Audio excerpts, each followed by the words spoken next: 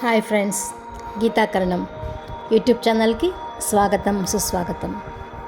Friends, ఈరోజు మన video ఏంటి అంటే రోగాలను సృష్టించుకుంటున్నాము ఎలా అని.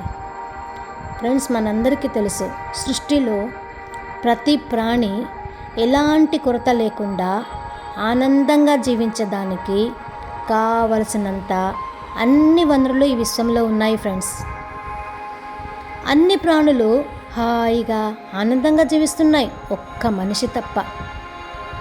మనిషి మాత్రం నిరంతరం అభద్రతాభావంతోనూ లేమితోనూ అశాంతిగా బతుకుతున్నాడు.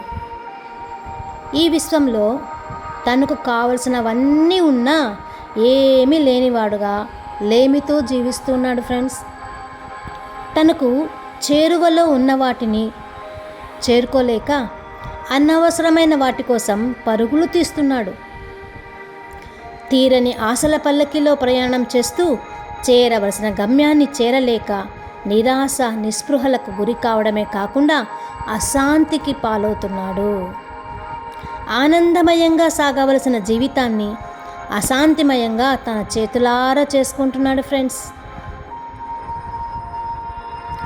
దేవాలయం లాంటి తన దేహాన్ని రోగాలయంగా మార్చేసుకుంటున్నాడు. ఏవైతే ఆనందాన్నిస్తాయని అనుకుంటూ వాటిని ప్రోగు చేసుకుంటూ దాచుకుంటున్నాడో అవే తన అనారోగ్యానికి అశాంతికి కారణము అన్న విషయాన్ని తెలుసుకోలేక సతమతమవుతున్నాడు ఈ మనిషి. అసంబద్ధమైన ఆలోచనలు, అవాస్తవికమైన జీవన విధానమే రోగాలకు, దుఃఖమయమైన జీవితానికి కారణాలు. ఫ్రెండ్స్, ఒకవైపు ఆనందంగా ఆరోగ్యంగా ఉండాలనుకుంటూనే మరొక వైపు అశాంతిగా అనారోగ్యంతో ఈ జీవితాన్ని ముగిస్తున్నాడు మానవుడు. ప్రతి వ్యక్తి తన రోగాలకు దుఃఖానికి ఎలా కారణమవుతాడు? మన అసంబద్ధమైన ఆలోచనల ద్వారా. ఫ్రెండ్స్, ప్రతిరోజు మనిషి 90,000 ఆలోచనలు చేస్తాడని అంచనా. అందులో 99% అసంబద్ధమైన ఆలోచనలు, తనకు పనికిరానివి. మనకు వస్తున్న ఆలోచనలు పరిశీలిస్తే మనమెంత తెలివి తక్కువగా అనవసరంగా ఆలోచిస్తున్నామో అర్థమవుతుంది.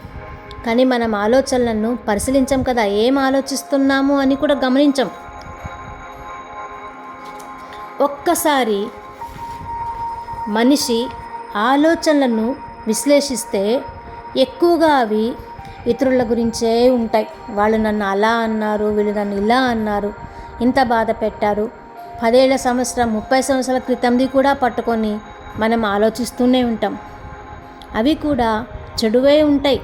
అంతేగాని ఇతరుల మంచికి కానీ వారి ఆనందానికి కానీ ఉపయోగపడేవి ఏ మాత్రం ఉండవు. మన ఆలోచనలు నిరంతరం ఇతరుల గురించి చెడుగా ఆలోచించడానికే మనం అలవాటు పడిపోయాం.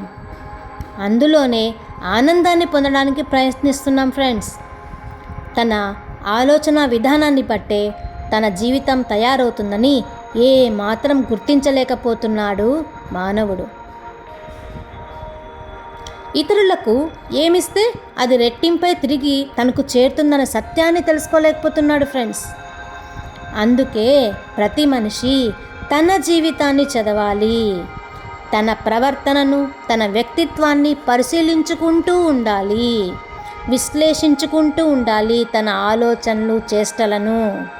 అప్పుడే తన ఆలోచనలు, తన చేష్టలే ఈ జీవితంలో సంభవించే ప్రతి సంఘటనకు కారణం అని తెలుసుకుంటాడు. ఫ్రెండ్స్, బుద్ధ భగవానుడు చెప్పినట్లు మన ఆలోచనల ప్రతిఫలమే మనం. మన గతి మన ఆలోచనల మీద, ఆలోచనల చేత నిర్మించబడింది. మనిషి చెడుగా మాట్లాడినా, చెడు ఉద్దేశంతో పనిచేసినా, బండిని లాగే ఎద్దు వెంట బండి చక్రం అనుసరిస్తున్నట్లు అతని బాధ అతని వెంటే ఉంటుంది. మనిషి స్వచ్ఛమైన ఆలోచనలతో పనిచేసినా లేక స్వచ్ఛమైన మాటలు మాట్లాడినా, ఎప్పుడు విడవకుండా ఉండే నీడల ఆనందం అతని వెంట ఉంటుంది. కాబట్టి మనం చేసే ప్రతి ఆలోచన, ప్రతి పని కూడా ప్రతిఫలాన్ని మనకు అందిస్తుందని తెలుసుకోవాలి ఫ్రెండ్స్.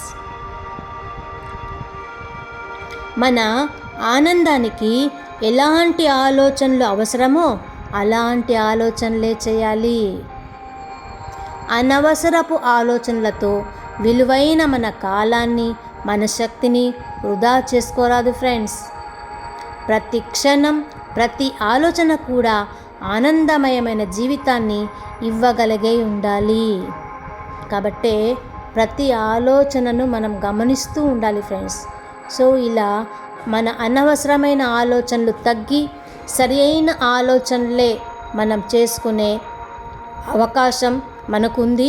అది ధ్యానం ద్వారా సాధ్యమవుతుంది ఫ్రెండ్స్.